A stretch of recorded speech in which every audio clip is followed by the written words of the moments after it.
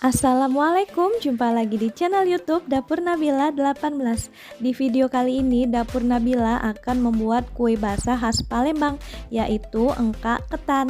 Nah, ini proses pemanggangannya dengan cara tradisional atau dengan menggunakan arang atau bara api. Ikutin terus ya video aku sampai habis. Happy watch.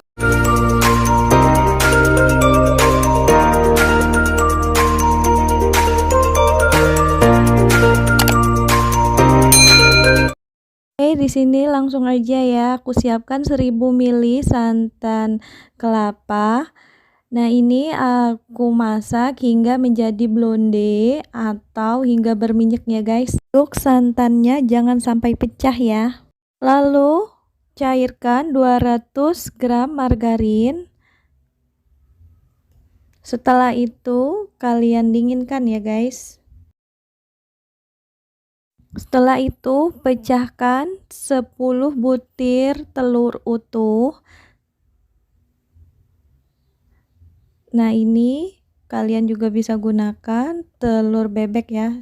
Tapi di sini saya gunakan telur ayam. Oh iya guys, pengambilan videonya ini tidak terlalu estetik karena pada saat itu aku lagi bener-bener ngejar waktu atau lagi kerepotan ya guys. Jadi videonya apa adanya ya. Lalu aku tambahkan 350 gram gula pasir. Nah, di sini aku mengaduknya hanya menggunakan whisker ya. Tidak menggunakan mixer ya guys. Karena hanya hingga larut aja, tidak usah sampai mengembang. Oh iya guys, pada tahap ini kalian bisa langsung masukkan santan kental yang udah kita masak tadi ya, atau blondenya ya guys. Nah, di sini tidak tervideokan ya. Kan tadi udah aku bilang videonya ini apa adanya. Lalu aku tambahkan setengah kaleng susu kental manis. Nah, di sini aku pakai susu Frisian Flake yang gold ya guys, atau merek apa aja yang kalian punya ya. Setelah itu aku tambahkan 500 gram tepung ketan. Nah, kita aduk hingga benar-benar larut ya guys.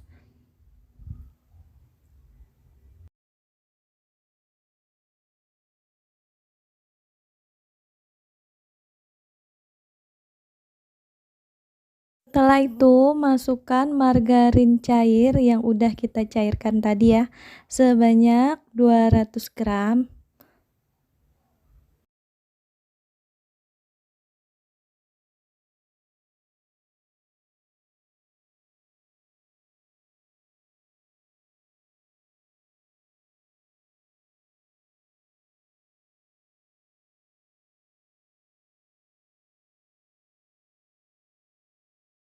Setelah adonannya benar-benar larut, jangan lupa siapkan loyang dan dialasin dengan baking paper ya guys.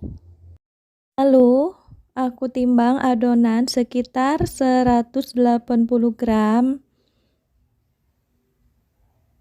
Nah, lalu kita ratakan. Dan jangan lupa kalian panaskan oven ya guys. Pertama-tama kita akan memanggangnya dengan api bawah ya. Baru setelah itu kita akan lanjut dengan api atas.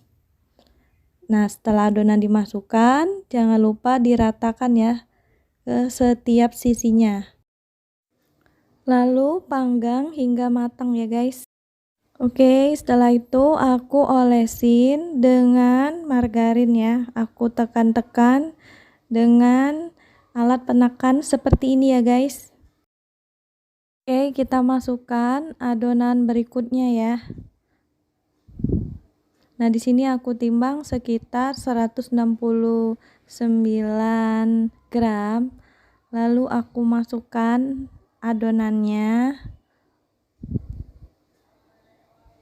Dan kita ratakan ya.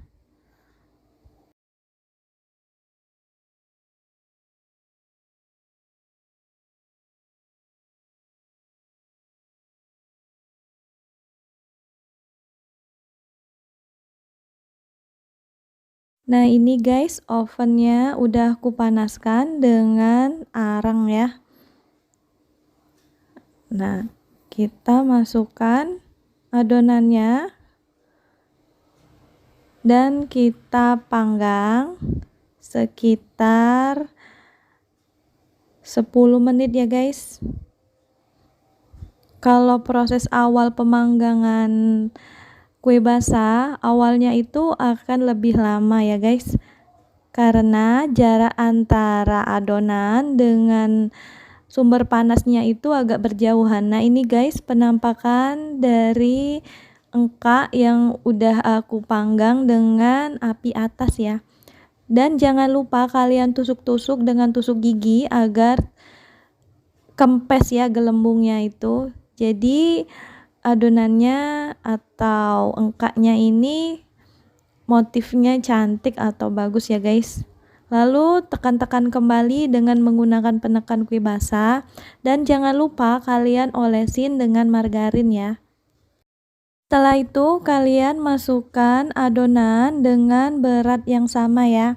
Jadi adonannya setiap lapisannya itu ukurannya akan sama ya. Proses pemanggangan di layer-layer berikutnya atau di akhir-akhir pemanggangan akan lebih cepat ya dibandingkan proses pemanggangan di layer-layer pertama ya guys. Setelah itu kalian panggang kembali ya guys.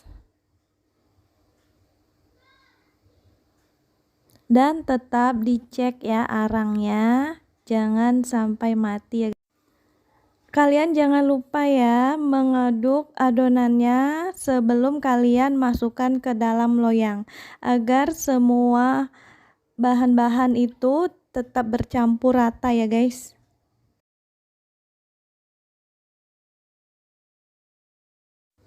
Nah ini engka udah jadi ya proses pemanggangan dengan menggunakan oven arang ya guys. Lalu lanjut aku panggang lagi dengan menggunakan oven tangkring untuk mematangkan semua sisinya ya. Nah ini guys hasilnya, engkaknya udah aku panggang, lalu aku coba iris ya guys, kita lihat hasilnya ya. Nah ini guys hasilnya engkak ketannya. Nah kalian bisa lihat layer engkak ketannya ya guys. Nah ini engkak ketannya tidak keras atau alot dan teksturnya ini kenyal tapi tetap lembut ya guys. Oke, sekian dulu ya video aku hari ini. Yang baru gabung ke channel aku jangan lupa di subscribe, like, dan komen jika kalian ada pertanyaan. Wassalamualaikum warahmatullahi wabarakatuh.